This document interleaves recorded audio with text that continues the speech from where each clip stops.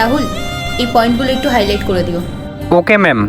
আর যেই ক্লায়েন্ট আসার কথা ছিল, ওনার কি খবর? ম্যাম ওনারা বিকেলেই আসছেন। ম্যাডাম, চা। তুমি কে? ওই যে আপনাকে চা দিতে আসে না, আমি ওনার মেয়ে। কিন্তু তোমার বাবা কোথায়? বাবার শরীরটা খুব খারাপ তো, তাই বাড়িতে রেস্ট নিচ্ছে। এই কারণে আমিই চাটা নিয়ে আসলাম।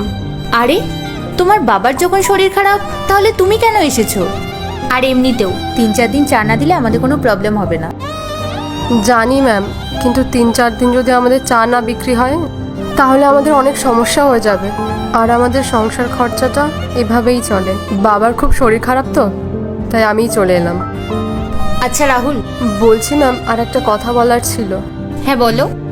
বাবার তো শরীরটা খারাপ, আর টাকা পয়সারও খুব সমস্যা চলছে। আপনি যদি চায়ের হিসাবটা ক্লিয়ার করে দিতেন, তাহলে খুব ভালো হতো। তোমার বাবার চায়ের কত হয়েছে সেটা তো আমি জানি না। উনি যদি এখানে আসতো তাহলে উনি আমাকে বলে দিত। এখন আমি তোমাকে কি করে হিসাব দেব?